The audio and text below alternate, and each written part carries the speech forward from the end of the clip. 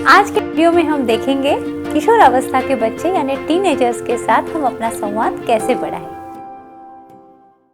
नमस्कार, मैं डॉक्टर कलिका आप सबका भरपूर स्वागत करती हूँ। पिछली वीडियो में हमने देखा छोटे बच्चों के साथ अपना संवाद कैसे बढ़ाएं। इस वीडियो में देखेंगे किशोर अवस्था यानी टीनेजर के बच्चों के साथ संवाद कैसे बढ़ाएं। बड़े मजे की बात है, बच्चे जब छोटे होते हैं तो हमें भगवान समझते हैं। हर बात पे वो कहते हैं हाँ मम्मी आप कितना सही कह रहे हो, हाँ पापा आप तो मेरे सुपरमैन हो। सुनते सुनते हम बिगड़ जाते हैं। हमें लगता है हम बच्चों के लिए हमेशा ऐसे ही रहेंगे, पर ऐसा होता नहीं है। जैसे ही बच्चे धीरे धीरे बड़े होने लगते हैं, उनका एक स्वतंत्र व्यक्तित्व तैयार होने लगता है। वो स्कूल में जाते हैं, उनके अपने विचार तैयार हो जाते हैं, इच्छाएं प्रबल हो जाती है। जैसे ही वो 11, 12 साल, 13 साल के हो जाते हैं, फिर वो थोड़े बड़े भी दिखने लगते हैं। कभी बड़े बच्चों जैसा व्यवहार करते हैं, कभी छोटे बच्चे जैसा व्यवहार करते हैं। माता पिता भी असमंजस में पड़ जाते हैं कि मेरा प्यारा सा अच्छा सा बेटा अचानक से मुझे उलट जवाब देने लगा है। मैं कुछ कहती हूँ तो वो मेरे तरफ देख के बड़ी बड़ी आंखें करके मेरी तरफ देख के पूछता है क्यों, ऐसा क्यों? तो माँ को लगता है हाँ यहाँ पे कुछ लग हो गया, आपकी जो पावर प्लेस है वो हिल गई है। तो अंदर से माता पिता भी चिंतित होने लगते हैं। फिर कभी कभी देखते हैं कि बच्चे फोन पे बहुत ज्यादा देर किसी से बात कर रहे हैं या मैसेजिंग कर रहे हैं। लड़कियां भी बड़ी हो रही है, फिर डर लगने लगता है कहीं ये गलत संगत में न पड़ जाए, कहीं गलत आदतों में ना हो जाए। माता पिता और सतर्क हो जाते हैं और डिसिप्लिन लगाना चाहते हैं। बच्चे कहते हैं इन्हें हम पे विश्वास नहीं है तो हमें भी नहीं है, फिर वो और दूर जाने लगते हैं। इसमें क्या हो जाता है, संवाद कहीं ना कहीं कट जाता है, संबंधों में छोटी छोटी दरारें आने लगती है। वैसे कहा जाए तो बच्चे वैसे छोटे ही होते हैं, उनको भी चाहिए कि वो कनेक्टेड रहे, प्यार से बंधे रहे फैमिली से, किंतु नया नया जो एक स्वतंत्रता का एहसास है वो भी उन्हें खींच रहा है। उन्हें भी लगता है कि मैं भी बड़ा हो रहा हूँ, मैं भी बड़ी हो रही हूँ, मेरा भी कुछ वजूद है, मैं भी कुछ कहना चाहता हूँ, मेरी बात भी सुननी चाहिए। हर बार मैं ही क्यों दूसरों की बात सुनूं? घर घर की कहानी है। बच्चे जैसे बड़े होने लगते हैं, घर में आवाजें बढ़ने लगती है और यहीं पे कहीं पे चिंता होने लगती है कि चलिए अब इनके साथ हम कैसे रहे, संवाद को कैसे बढ़ाएं। इसी विषय पे आज बात करेंगे। तो संवाद की जो मूलभूत चीजें हैं वही है जो पिछली वीडियो में भी मैंने कही थी। पहली बात है कि आदर युक्त एक दूसरे से बात करना। बच्चा एकदम छोटा क्यों ना हो या फिर बच्चों के बच्चे होने तक वो बड़ा भी क्यों ना हो, ये आदर युक्त बर्ताव, आदर युक्त बर्तन, आदर युक्त संवाद के लिए कोई पर्याय नहीं। दूसरी बात जो है वो यही है कि हमें परस्पर विश्वास की निर्मित करनी चाहिए और ये काम हमने अगर शुरू से किया है तो जब बच्चे टीनेज में आ जाते हैं ना तब तक ये काम हो चुका होता है।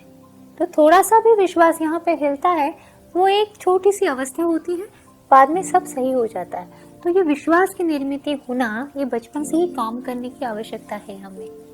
तो अगर विश्वास है, आदर है, प्रेम है तो ज्यादा कुछ दिक्कतें आती नहीं है। किंतु अगर ये सब हो रहा है, बच्चे उलट जवाब दे रहे हैं, बात नहीं सुन रहे हैं, गलत अवस्था में पड़ रहे हैं, तो एक समझने वाली बात है कि कहीं ना कहीं संवाद में कमी आ गई है और उस संवाद को अगर दृढ़ करना है तो क्या कर सकते हैं, यही है आज का विषय। पहली बात तो ये है कि हमें बोलना कम है और सुनना ज्यादा है। हमें जो आदत होती है ना, मेरी बात सुनो, मैं जो कह रही हूँ वही करो, चुप बैठो, सुनो पहले मेरी बात, इस तरह की भाषा हमें बदलनी होगी और बच्चों को बोलने के लिए प्रेरित करना होगा। स्कूल में कैसा चल रहा है, क्या हो रहा है, इस तरह के सवाल आप पूछेंगे और क्यों पूछेंगे, क्यों ये शब्द बार बार आएगा तो बच्चे एक शब्द में उसका उत्तर देके आपको टाल देंगे। अगर हमें उनकी जीवन में एक हिस्सा बने रहना है तो हमें उनके अनुभवों के साथ जाना होगा, उनके मित्रों के बारे में बात करनी होगी, उनके विषयों के बारे में बात करनी होगी और उन्हें यह विश्वास दिलाना होगा कहीं ना कहीं कि हम उनके साथ हैं और जब भी उनको जरूरत पड़ेगी तो हम उनके लिए अवश्य ही रहेंगे।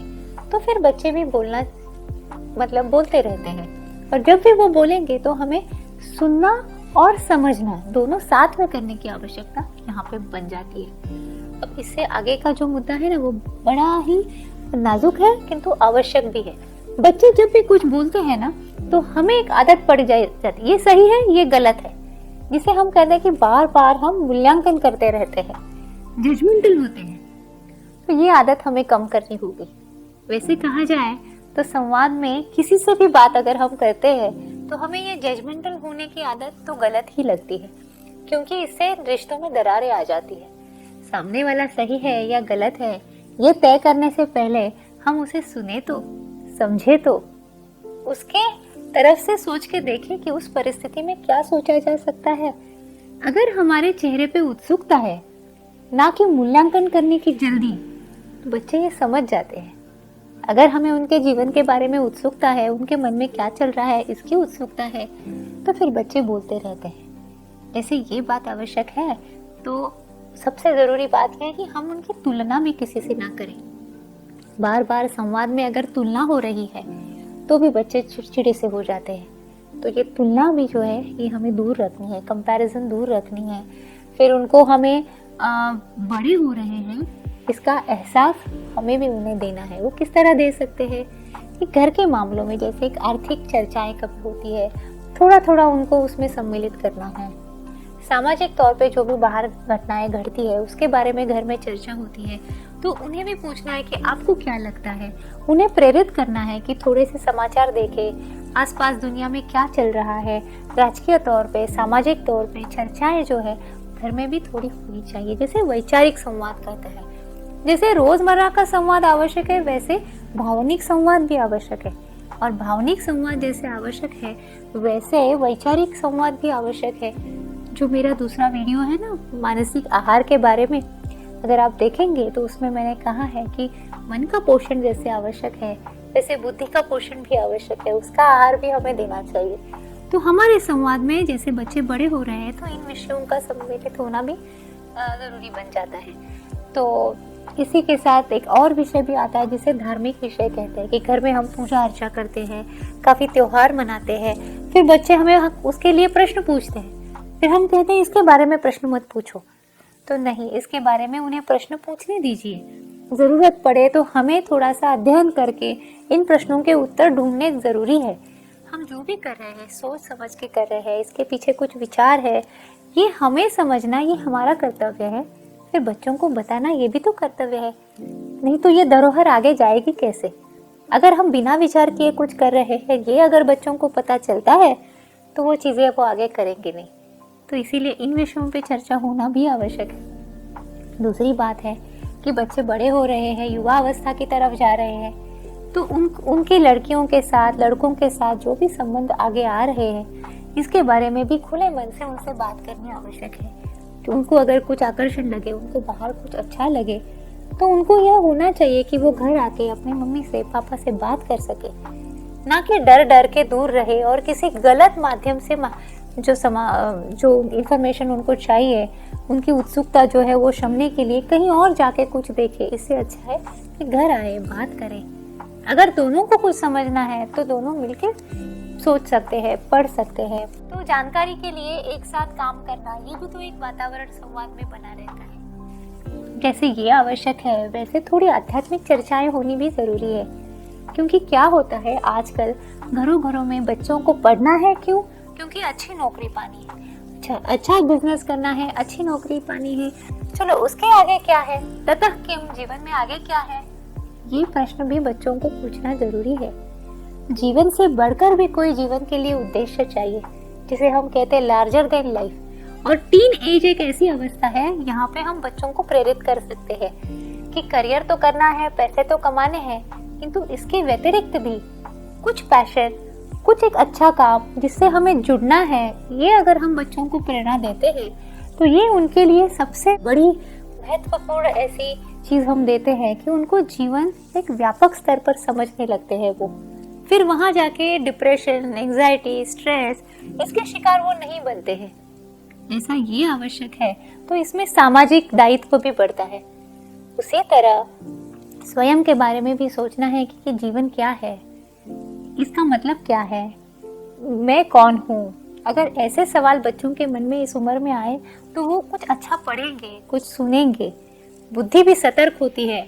जैसे टीनेजर्स के बारे में तकरार की जाती है, वैसे एक बहुत बड़ी बात है कि ये शक्ति और बुद्धि के पुंज होते हैं, भरपूर शक्ति होती है। बुद्धि एकदम फ्रेश होती है। आप देखेंगे तो दुनिया में जितने भी बड़े लोग हुए हैं, उनके हाथों से बड़े बड़े काम हुए हैं, वो सारे 17, 18, 16, 19, 20 साल के ही थे जब उन्होंने बड़े काम किए।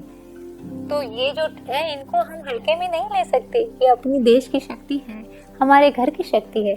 तो इस पूरी शक्ति को एक अच्छी दिशा में धीरे धीरे ले जाना है और उसे मैत्री के साथ, संवाद के साथ ले जाना है। इसमें डरने वाली कोई बात नहीं। थोड़ा आदर, थोड़ा प्रेम, बहुत ज़्यादा विश्वास और सही दिशा अगर हमारे पास है तो बच्चे हमारे सबसे अच्छे दोस्त बन जाते हैं। और इससे ज़्यादा खुशी और क्या हो सकती है। अगर आपको पसंद आया हो तो लाइक, शेयर और सब्सक्राइब कीजिए। और हाँ, वो बेल बटन है ना, वो ज़रूर दबाइए, तभी पता चलेगा अगली वीडियो आएगी और आप देख पाएंगे। खुश रहिए, फिर मिलते हैं।